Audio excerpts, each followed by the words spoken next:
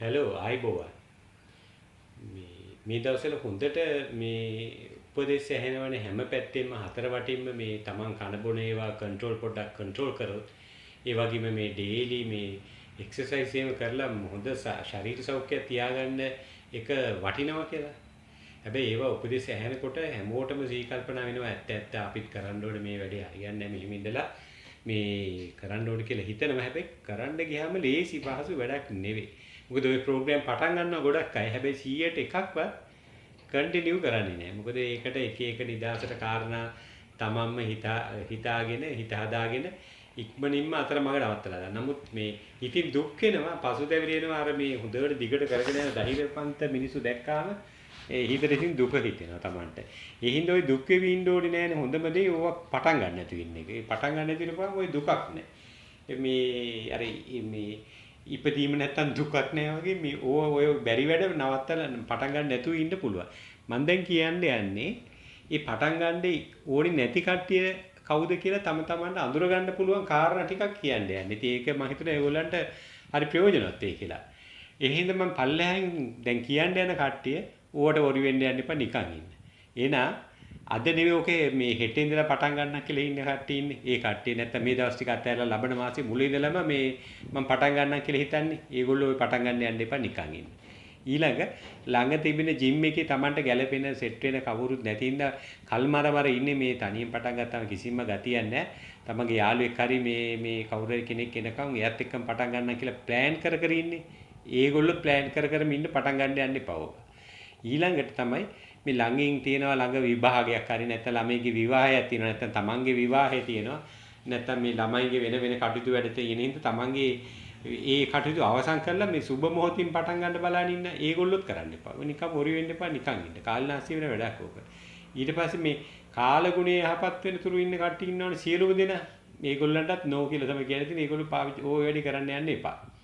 ඊළඟට ළඟ එන දානේ එහෙම නැත්නම් පාටි එක බර්ත්ඩේ පාටි එක ඔය ආසන්න දිනකිරි ලැබීමට මේ නියමිතයයි සමන් හිතානින්නේ මේ කෑම ආරාධනාවක් දැන් අපිට ඉන්වයිට් කරයි ඒගොල්ලෝ කියලා බලාගෙන ඉන්න අය ඉන්නේ ඒගොල්ලොත් එපා මොකද ඒකට යන්න අරව පටන් ගන්න යන්න එපා ඊට පස්සේ දානේ ගෙදරවල් වලින් හරි මගුල් ගෙදරින් කෑම නොකාවොත් නිකන් තරහ වෙයි කියලා හිතලා බියටපත් වෙන අය ඉන්නේ නිතර ඒ වගේ අයත් ඔය පටන් ගන්න යන්න හොඳ නැහැ ඊට පස්සේ තමන්ගේ ජීවිත කාලෙටම කාලා නැති නොකාපු මොනවා හරි අලුත් ආහාරයක් තියෙයි කියලා වටපිට විපරම් කරමින් පසු වෙන කට්ටිය ඉන්නේ. ඒගොල්ලොත් පටන් ගන්න එපා. ඒගොල්ලන්ට තෝක හරියන්නේ ඊළඟට එක දිගට මාසයක් දැන් කරපු හින්දා අද නොකර හෙට ඉඳන් ආයෙ කන්ටිනියු කරන්න ඕනේ හිතාගෙන ඉන්න කියන්නේ දැන් ඉතින් රෙස්ට් එකක් ගන්න ඕනේ දැන් මාසයක්ම කරානේ අද ඕනේ නැහැ කියලා හිතාගෙන ඉන්න අය ඉන්නේ. අන්න ඒගොල්ලෝ පටන් ගන්න යන්න එපා නිකන් ඉන්න. ඒක තමයි හොඳ. තව එකක් තියෙනවා. ඔය පාරායිනේ යනකොට මේ වදිනවනේ පාරායිනේ වඩේ කාර්යෝ වඩේ වදිනකොට එම සුවඳ උසුලා ගන්න බැරි කට්ටිය ඉන්නේ කන්ට්‍රෝල් කර ගන්න බැරි අන්න ඒ වගේ අයත් මේ ඕව කැම්ප් පාල්ලේ ඔය එක්සර්සයිස් කරන වැඩවලට සුසු අය නෙවෙයි හින්දා ඒගොල්ලොත් ඒව කරන්න යන්න එපා. තව කාරණා කීපයක් තියෙනවා. ඔය රාත්‍රී කෑම පිගාන තියෙන ඒක අත්හැරීම නිසා නිදි වර්ජිතව සිටුවීමට ඉන්න වෙයි කියලා බියටපත් වෙන අය ඉන්නේ. ඒගොල්ලොත් කරන්න එපා. ඊට පස්සේ තමයි මේ ෆේවරිට් රෙස්ටෝරන්ට් තියෙනවනේ තමන්ගේ. ඒකෙන් ෆ්‍රී වවුචර් එකක් එහෙම ලැබිලා තිනවා. දැන් ඒක කල්ලිකුත් උවත. ඒ කියන්නේ මේ එක්ස්පයරි ඩේට් එක එක්ස්පයර් වුණොත් තමන්ට විශාල අලාභයක් වෙයි කියලා හිතාගෙන මේ එය දරා ගැනීමට නොහැකි අය ඉන්නේ. ඒගොල්ලොත් කරන්න එපා. ඊට පස්සේ තමයි ඔය ලේටස්ට් ට්‍රෙඩ්මිල් එකක් හරි එක්සර්සයිස් බයික් එකක් හරි මිලදී ගන්න සිහිනමවන අය. ඒ වගේම ඔය ජොගින් යන්න තව හොඳ මේ කලමනා තෝරමින් ඉන්න අය ඉන්නේ. ඒවත් ගන්න ඕන අරක ගන්න ඕන මේකෙන් ඕඩර් කරන්න ඕන කියලා. ඒගොල්ලොත් පටන් ගන්න එපා.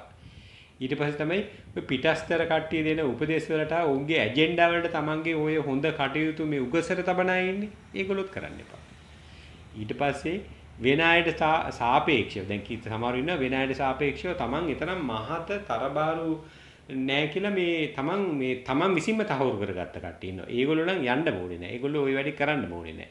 ඊට පස්සේ තමයි මිස්ටර් එක්ස් ආ මිසිස් එක්ස් එයා හැමදාම මේ දෙන්න මේ ව්‍යායාම කරනවා කෑම් පාලනය කරත් ඒ වුණාට ඒගොල්ලෝ තාම ඒ සයිස්මයි. ඒ සයිස්මයි කියලා තේරුම් ගත්තා ඉන්නේ. ඒගොල්ලෝ යන්න එපා. අර දෙන්න ගියා වෙයි ඕගොල්ලෝ යන්න එපා. ඊට පස්සේ ඔය ජීවිත කාලෙම හොඳින් ව්‍යායාම කරලා කෑම පාලනය කරලා ප්‍රසිද්ධ වෙච්ච ලෝක ප්‍රකට පුද්ගලෙක් අකාලේ මිය ගියා කියලා පුවතක් ඒ කියන්නේ නිවුස් එකක් හොයාගත්තා අය ඉන්නේ. ඒගොල්ලොත් යන්න එපා. ඊට පස්සේ තමයි ව්‍යායාමයි ওই කැම්ප් පාලෙන් තොරව ඊට වැඩි හොඳ ප්‍රතිඵල ලබා ගන්න පුළුවන් කියලා වෙනත් අතිසාර්ථක ක්‍රමයක් සොයාගත්තා ඉන්නේ. අන්න ඒගොල්ලොත් යන්න එපා. ඔය ඉහතින් සඳහන් කළ සියලු පුද්ගලයන් මේ වගේ මේ ආත්ම දමනයකට කිසිදා මේ පෙළඹෙන්න හොඳ නැහැ. මොකද මේව ඇවිල්ලා මේගොල්ලෝ ඔය වගේ අයට නෙවෙයි මේව ඇවිල්ලා තියෙන්නේ මේ ධෛර්ය සම්පන්න මිනිසුන්ට. එන කොටිම ඔය කම්මැලියන්ට කෑදරින්න මේවා මේ අකැප කාරණාවක්. මට කියන්න තියෙන්නේ වීරිය ධෛර්යය ඇත්තන් ඉන්නේ. අන්න ඒගොල්ලෝ නොපසු බටව ක්‍රියාවේ දෙන්න. එබන ආය දවසක හමු වෙමු. ජය වේවා.